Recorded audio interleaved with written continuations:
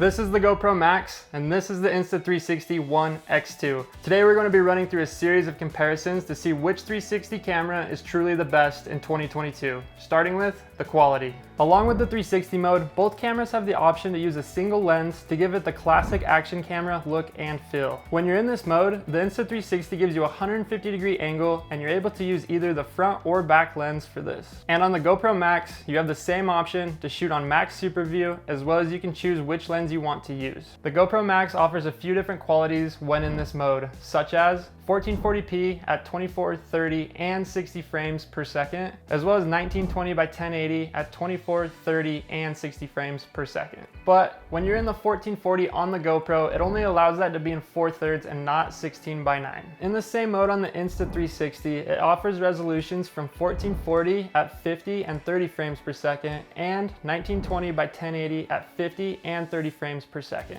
And yes, these are both in 16 by 9, as well as you have the option to do 9 by 16 for both of these resolutions on the Insta360. Moving on to the 360 video, and honestly, both do really well. The GoPro Max captures 360 video at 5.6K at 24 or 30 frames per second, or you can do 3K at 60 frames per second. And the Insta360 One X2 captures 360 video at 5.7K with 24, 25, or 30 frames per second, but also has the options to shoot 4K at up to 50 frames per second and 3K at 100 frames per second. In this comparison, the GoPro Max is at 5.6K on 24 frames per second, and the Insta360 is on 5.7K at 24 frames per second with the exact same settings minus the shutter speed. The stabilization on both of these cameras is amazing. I tried to ride through some pretty rough areas with a loose grip to test out the stabilization. To me, the Insta360 looks a bit more smooth and less jittery than the GoPro Max if I was being picky.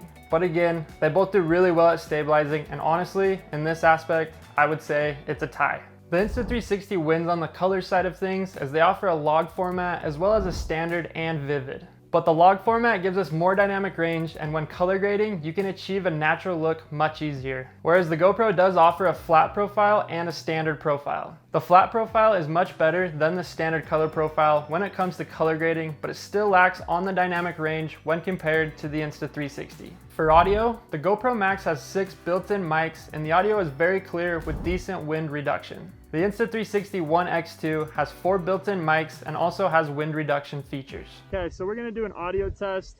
This one is off of the Insta360 One X2. Hopefully this sounds good. This one is the GoPro Max. Hopefully the audio sounds good. We're just sitting still and we're about to go take a run down the mountain.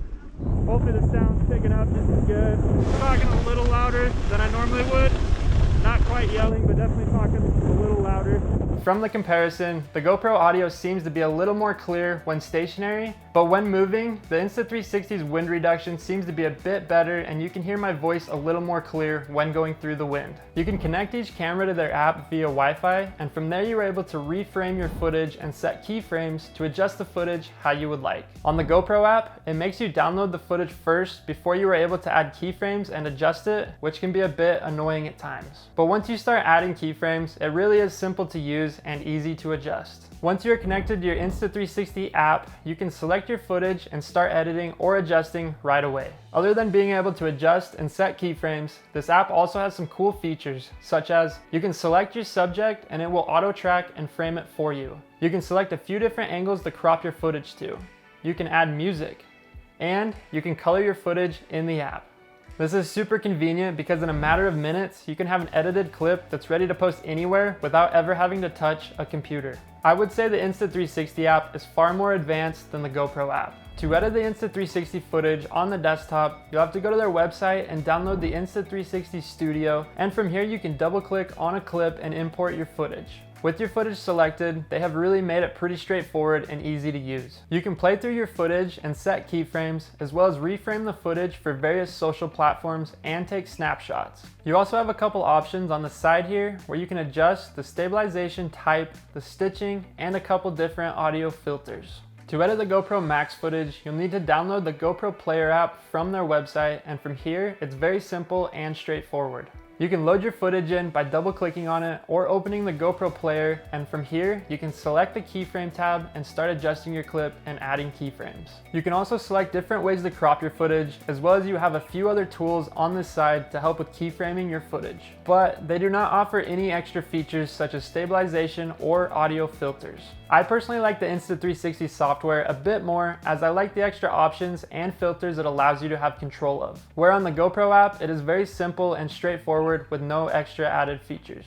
When you compare these two side by side, the shapes are obviously quite different. The GoPro Max has a classic square and low profile shape, where the Insta360 One X2 is about half the width but a little taller. I honestly wasn't a fan of the Insta360 shape at first, but after using this for the last couple months, I'd actually prefer this for most scenarios now. Reasons being, it's slim enough where you're able to slide it into your pocket for easy transporting, and I like that it's a little taller for the fact of when you're using that for a POV shot on your head, it stands up a little higher to give it more of a floating perspective, as well as it helps with the stitch line on the helmet. If price is your biggest determining factor, at the time of recording this, the GoPro Max comes in at $399.98.